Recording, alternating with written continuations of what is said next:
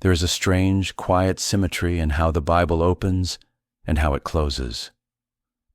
Genesis begins with a formless void, a darkness stretched over deep waters, and a voice that splits the silence. Revelation ends with another voice, not creating this time, but calling all things back into order, sweeping away what is broken, revealing what has always been underneath. Across thousands of years, countless translators, scribes, kings, scholars, and wandering readers have held these two books in their hands. Many treated them as history, others as poetry, others as prophecy, others as myth. But no matter how one approaches them, the same gravitational pull remains. Genesis tries to explain where we came from, and Revelation tries to explain where we are going. Both are less concerned with details than with direction, less concerned with chronology than with meaning, less concerned with literalism than with the human experience of chaos and order, fear and hope, creation and collapse. Genesis opens with a world emerging out of nothing, a fragile, expanding breath of order forged out of cosmic disorder. Revelation closes with a world collapsing and then rebuilt, not back to nothing, but forward into something renewed. As if the entire biblical arc is a long journey from raw potential to perfected purpose. In Genesis, light is created to separate the darkness. In Revelation, light returns to swallow it for good. In Genesis, the garden is lost. In Revelation, a city, not a garden, is gained. One is innocence. The other is wisdom. One is the beginning of human fear. The other is the end of it. Genesis begins with a world unscarred. Revelation ends with a world remade, scars and all. And standing between these two bookends is the long, complicated human story. Every triumph, every disaster, every attempt to make sense of why the world feels both beautiful and broken. These books are mirrors to each other, but also mirrors to us. In this opening segment, we linger in that first moment, darkness, stillness, uncertainty. And we notice how much of Revelation echoes back to Genesis, not to contradict it, but to complete it. A circle closing, a story finishing its arc. The beginning is always hiding inside the ending, and the ending is always whispering back toward the beginning. There is a moment in Genesis where the story shifts from innocence to awareness. A shift so quiet, so subtle that the entire future of humanity seems to hang on the rustle of leaves in a garden. Everything before that moment is light and order. Everything after it is complexity, struggle, longing, and distance. But the story doesn't end there. It echoes, across centuries, across nations, across the final pages of Revelation, where another garden appears, reshaped into a city, guarded not by temptation, but by light. One fall, one restoration, two mirrors facing each other across the long corridor of Scripture. In the beginning, there is a garden crafted with care, a place where everything harmonizes. Rivers twist through untouched landscapes, fruit hangs heavy on branches, and two humans walk without the weight of fear or guilt, unaware that these freedoms are rare in the world they are about to enter. Then comes the serpent. Not the monstrous dragon of Revelation, not the cosmic adversary described in apocalyptic visions, but something subtler. A whispering presence with a single seductive suggestion. What if you could know more than you were meant to know? What if you could shape your own world? The old storytellers wrote it as temptation, rebellion, disobedience. But under the surface, it is something else. The birth of self-consciousness. The first spark of the human desire to control, define, and transcend. Revelation takes that small garden serpent and magnifies it 1,000-fold. By the time we reach the final book, the whispering creature becomes a dragon coiling across the sky, a symbol not only of evil, but of chaos, disorder, the return of the formless void that Genesis worked so hard to pull apart. The serpent becomes the dragon. The whisper becomes the roar. The hidden becomes the cosmic. What began as a quiet conversation under leaves becomes a final confrontation under stars. Genesis gives us paradise lost. Revelation gives us paradise restored. Between these two books, the conflict expands, from a tree in a garden to a war in heaven, from two humans to all of humanity. It is a reminder that the smallest actions echo across the largest arenas, and that the simplest choices, trust or doubt, humility or pride, grow into forces that shape entire civilizations. The garden was not just a place. It was the first battleground of meaning. And Revelation is the last. What we lost in Genesis is what Revelation longs to give back. Not innocence, but wisdom. Not a return to simplicity, but a transformation into something that understands both light and shadow. The first story tells us where the fracture began. The last story tells us how the fracture closes. There are few stories in the ancient world as haunting or as persistent as the tale of the Great Flood. Nearly every civilization, from Mesopotamia to the Andes, from India to the Pacific Islands, preserved some memory of rising waters, of a world washed clean, of humanity starting again on higher ground. Genesis carries this story as a turning point, a moment when the world becomes too heavy with violence, too saturated with corruption, too fractured to hold itself together. But what makes Genesis extraordinary is not the flood itself, many cultures had that part, but the way it frames the event as a reset, not an ending, a cycle of collapse and renewal, a world unmade so another can be remade. A recognition that something in humanity bends toward disorder unless the slate is wiped clean. Revelation mirrors this pattern, but it does so with fire instead of water. The flood is Genesis's great collapse. The fire is Revelation's. Genesis uses water to dissolve what has decayed. Revelation uses fire to refine what remains. Two destructions, two renewals. The first physical, the last symbolic. The flood in Genesis is a story of limits, of the earth unable to carry the weight of human violence. Revelation's fire is a story of culmination, of humanity's long arc reaching its breaking point, of everything hidden finally revealed, of every structure tested for what's real and what's hollow. What the water stripped away, the fire lays bare. Genesis gives humanity a second beginning on a washed and trembling earth. Revelation gives humanity a final beginning, not rooted in innocence or fear, but in transformation. A world where collapse is not the end of the story, but the necessary doorway into a new one. Flood and fire are not opposites. They are mirrors. Both erase, both cleanse, both renew. In Genesis, the ark floats above the ruins of the old world, carrying life into the next. In Revelation, a city descends, gleaming and measured, carrying meaning into the next. A vessel in Genesis, a city in Revelation. Two symbols of hope riding on the surface of destruction. Every civilization has faced its floods and its fires, moments when the old ways break, when the familiar dissolves, when the foundation shakes. These stories remind us that collapse is not foreign to the human story. It is woven into its very structure. The Bible's bookends simply echo a rhythm that the world itself seems to obey.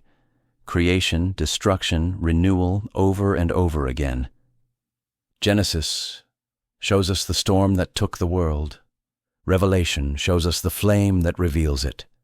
And together they whisper the same truth, that endings, no matter how fierce, can be beginnings waiting in disguise.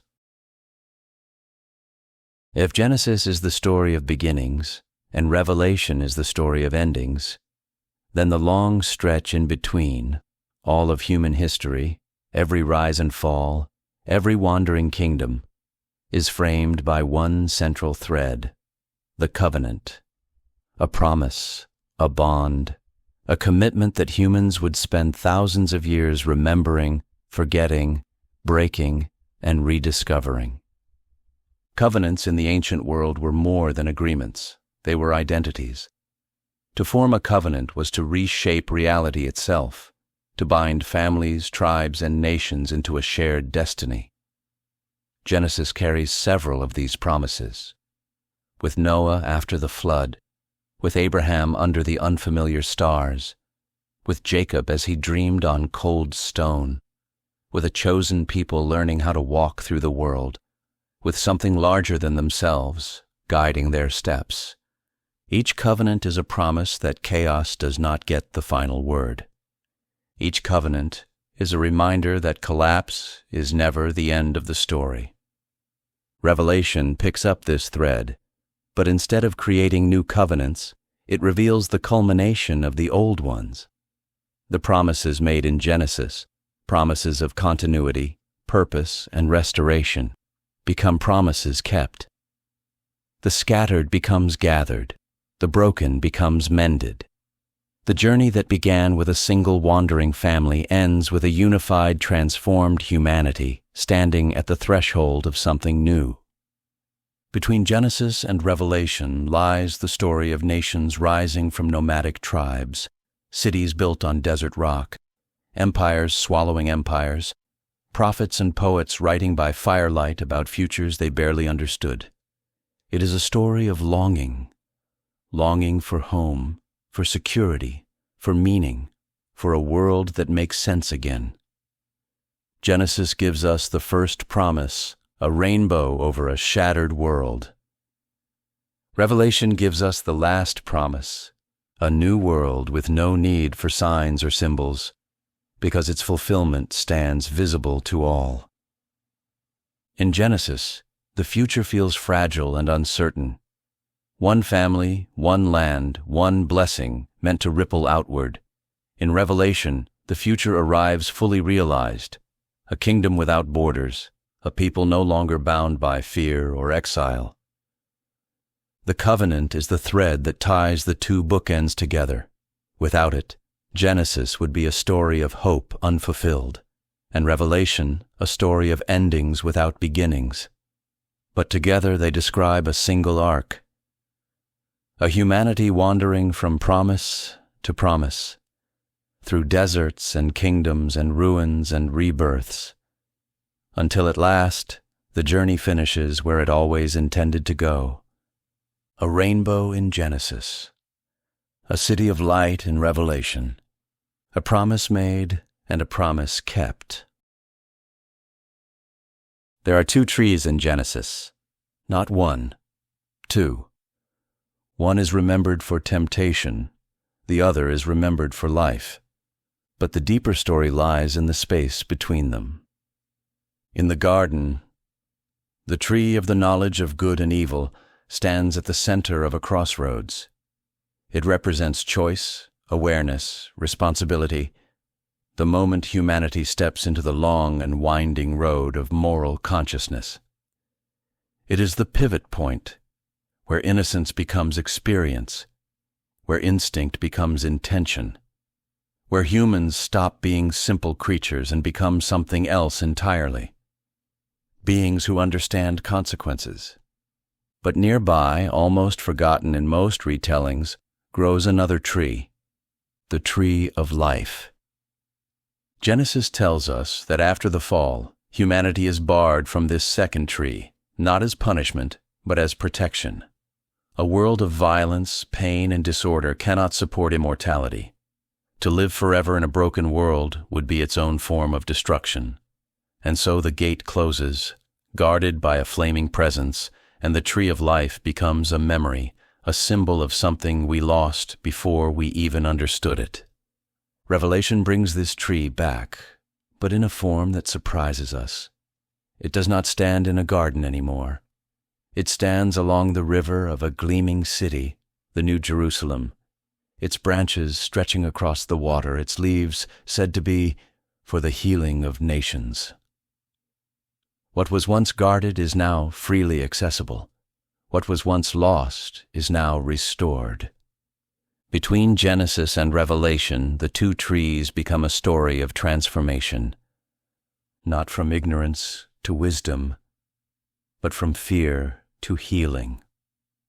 Genesis shows the cost of knowledge, the realization that understanding brings responsibility, that awareness brings consequences. Revelation shows the purpose of knowledge, that it leads not toward despair but toward renewal. In Genesis, the human story begins with a choice. In Revelation, it ends with a gift. The tree of the knowledge of good and evil reveals what the human condition really is: complicated, fragile, often divided between desire and restraint. The tree of life reveals what the human condition longs for: wholeness, restoration, a return to harmony not through innocence but through understanding. The two trees are not opposites. They are stages. We are meant to encounter both: first knowledge, then life; first growth, then healing; first the danger of choice, then the wisdom to use it. When the gate closes in Genesis, it creates longing. When the gate opens in Revelation, it satisfies it. The Bible begins with a garden and ends with a city, but the trees remain, standing like markers along the human journey, where we started, what we learned, and what we will one day reclaim. Across the long arc of Scripture, symbols change shape as they move from one story to another. What begins as a whisper in Genesis becomes a shout in Revelation. What begins as a subtle symbol becomes a cosmic one. And at the heart of that symbolic evolution lie two contrasting figures: the serpent and the lamb. In Genesis, the serpent is small, not a monster, not a dragon, but a quiet presence with a disruptive question. It does not force, threaten, or roar. It persuades, it nudges, it pushes the first humans to see the world differently, to consider possibilities beyond their assigned boundaries. The serpent is subtle because that is how doubt begins, not as an attack, but as a suggestion. By the time we reach Revelation, the serpent is unmasked. No longer a creature of the garden, it becomes a dragon spanning the sky, a symbol of unrestrained chaos, deception, and destruction. What was once a whisper now becomes an empire of fear. What was once personal becomes cosmic. The lamb, meanwhile, moves in the opposite direction. In Genesis, lambs appear quietly, as sacrificial offerings brought by shepherds, symbols of innocence without fanfare. They occupy the background. They are part of the ordinary rhythms of life. They do not radiate power or presence. They simply exist, humble and unnoticed. But in Revelation, the lamb becomes something else entirely, a symbol of ultimate reversal, power through sacrifice, victory through vulnerability. A presence so radiant that the city at the end of the story needs no sun or moon to shine. The lamb becomes a paradox: fragile yet sovereign, gentle yet triumphant. Two symbols moving in opposite directions: the serpent growing from small to monstrous, the lamb growing from quiet to cosmic. This reversal is central to understanding the connection between Genesis and Revelation. In Genesis, power is twisted, used deceptively, subtly to break trust. In Revelation, power is restored, used sacrificially, openly, to mend what was broken. The serpent represents the distortion of wisdom. The lamb represents the fulfillment of wisdom. The serpent seeks dominion through influence and manipulation. The Lamb achieves dominion through self-giving and restoration. Together, they tell a story of humanity's relationship with power, how easily it corrupts, how deeply it wounds, and how unexpectedly it can be redeemed. The first chapters show what happens when power is taken. The last chapters show what happens when power is given. Genesis begins with a question that leads to ruin. Revelation ends with a presence that leads to renewal. The serpent's path winds downward into fragmentation. The Lamb's path rises upward into wholeness. Every generation chooses which path to follow, the one that whispers, "Take," or the one that invites, "Heal." And across the entire biblical arc, those paths stretch from the first garden to the final city, weaving through every human heart along the way. There is a peculiar and powerful moment in Genesis when humanity unites, not in fear, not in desperation, but in ambition. The story of the Tower of Babel is often remembered as a tale of confusion, but underneath it lies something deeper, the human desire to climb, to rise, to build something so tall, so permanent, so magnificent that it touches the heavens themselves. The people of Babel were not trying to destroy anything. They were trying to transcend, to become unshakable, to build a monument to their own permanence. But the story warns that unity driven by ambition rather than humility leads to imbalance. The tower becomes a symbol not of progress, but of hubris, a civilization forgetting its limits, a people convinced they can engineer their own immortality out of bricks and mortar. Revelation carries that theme forward. The rise of empire, the seduction of power, the beast that grows not from the wilderness, but from human systems stretched beyond their moral capacity.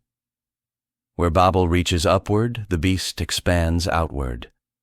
Where Babel is architectural ambition, the beast is political ambition. Where Babel seeks to climb, the beast seeks to control. Both are symbols of unchecked human reach. In Genesis, the tower becomes a warning that humans are vulnerable to their own aspirations. In Revelation, the beast becomes the embodiment of what happens when ambition becomes domination, when power becomes a thing worshipped, feared, and obeyed without question. The two stories mirror each other. Babel gathers nations in one place. The beast gathers nations under one influence. Babel builds a tower into the sky. The beast builds an empire across the earth. Babel's downfall is confusion. The beast's downfall is exposure. Both narratives reveal an uncomfortable truth, that human systems, no matter how impressive or advanced, always tilt toward self-destruction when they lose sight of humility, compassion, and balance. The tower falls. The beast collapses. The city that was supposed to reach heaven becomes dust, and the empire that claimed dominion is shown to be hollow. But the purpose of these stories is not despair. It is recalibration. Genesis teaches restraint, the reminder that greatness without wisdom burns too hot.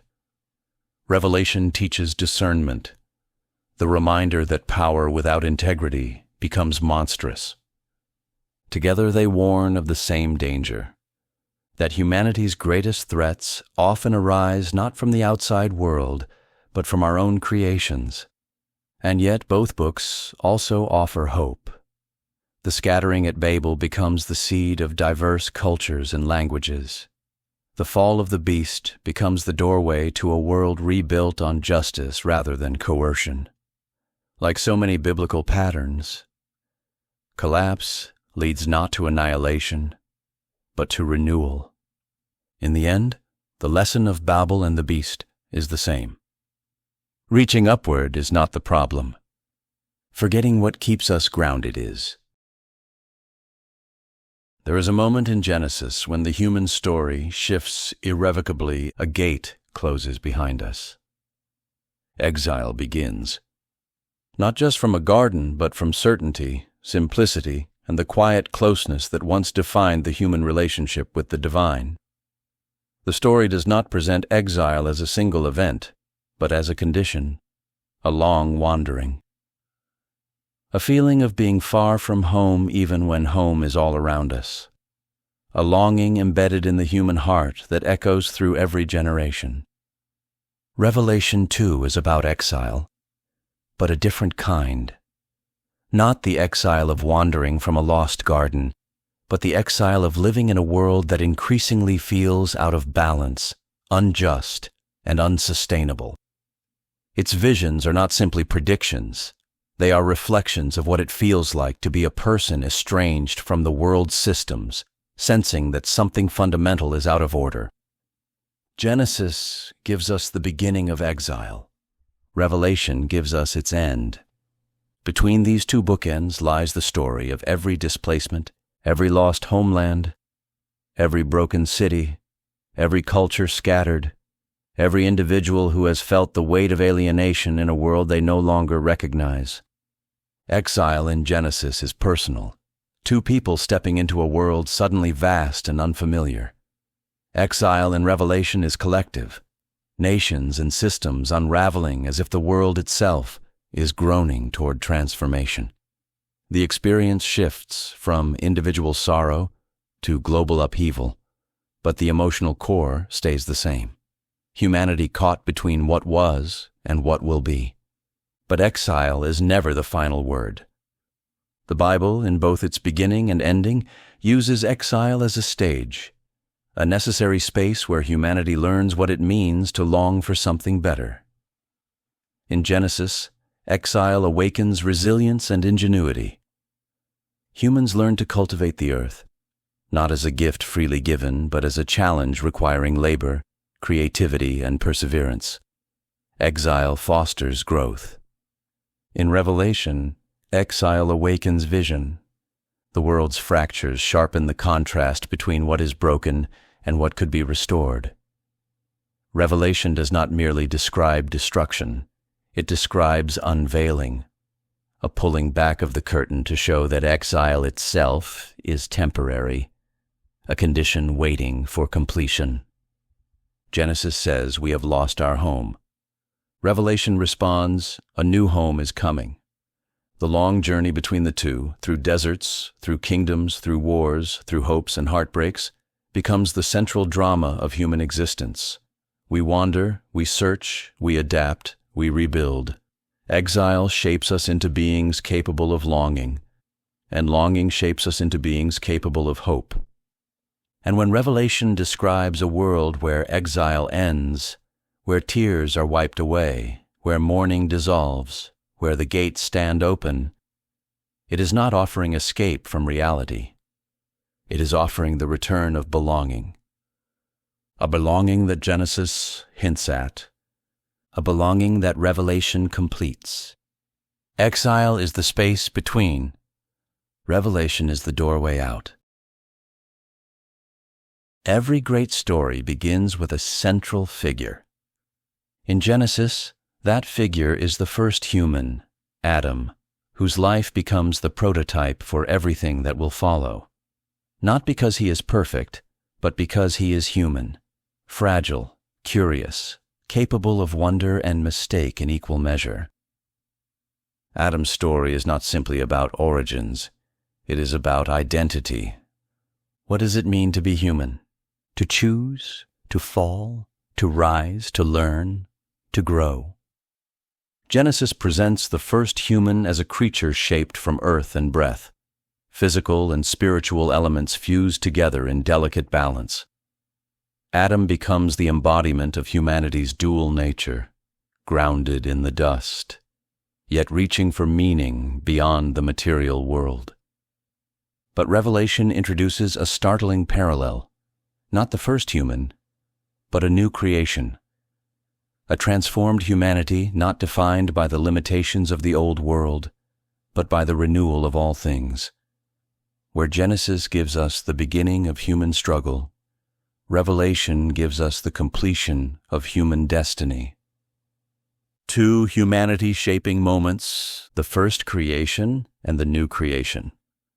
In Genesis, the first human steps into a world that is young, fragile, and brimming with possibilities.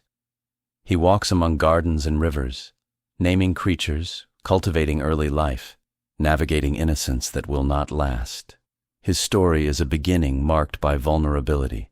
In Revelation, humanity steps into a world remade, not fragile, not temporary, but enduring. A world where pain, decay, and fragmentation no longer define existence. It is the culmination of a long arc, humanity refined.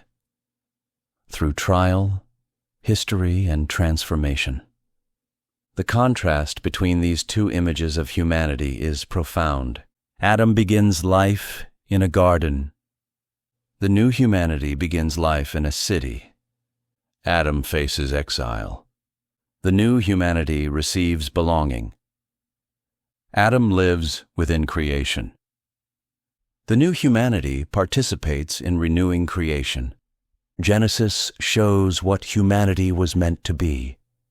Revelation shows what humanity becomes after learning, failing, rebuilding, and hoping through millennia.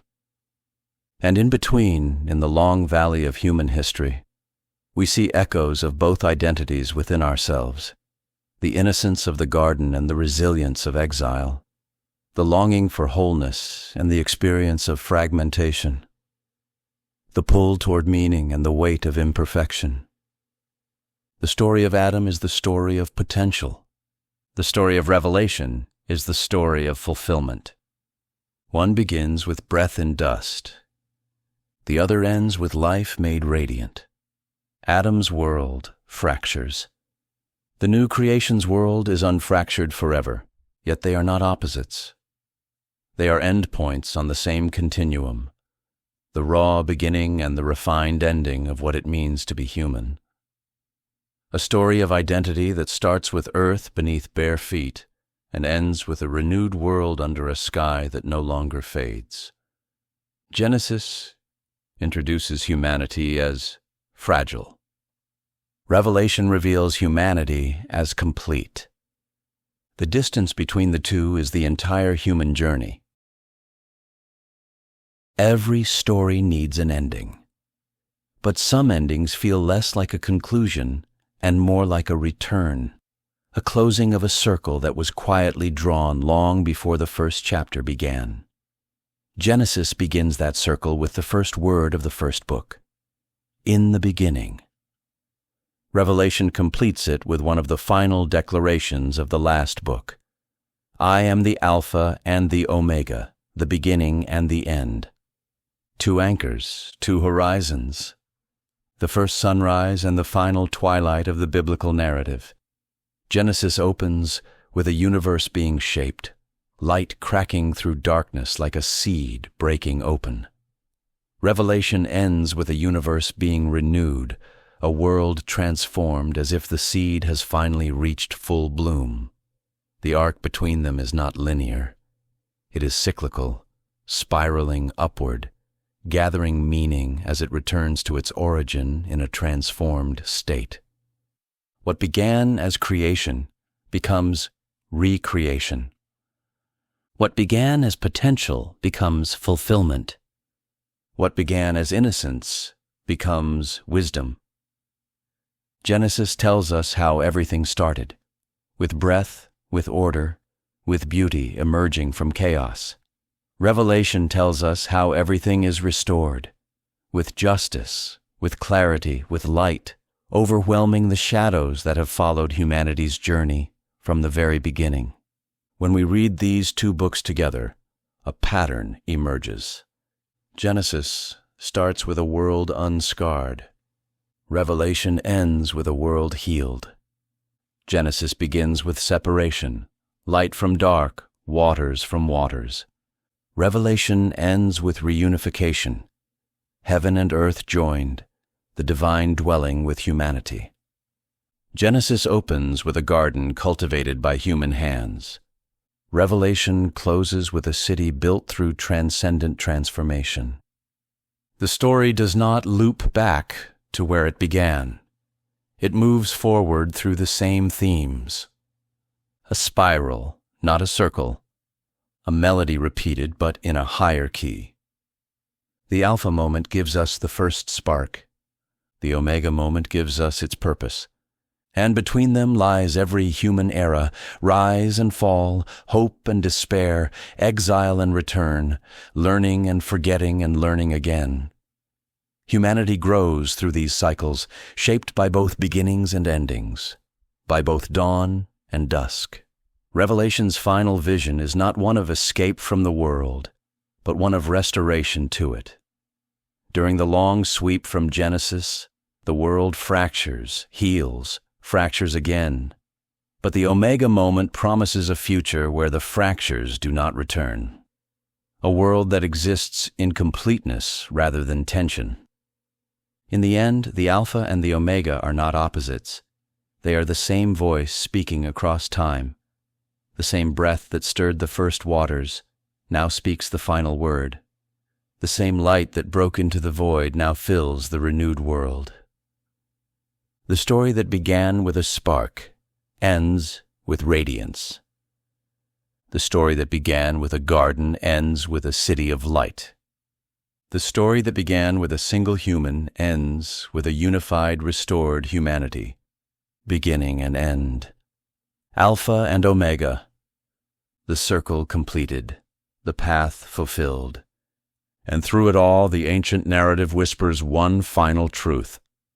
Endings are only beginnings seen from the other side.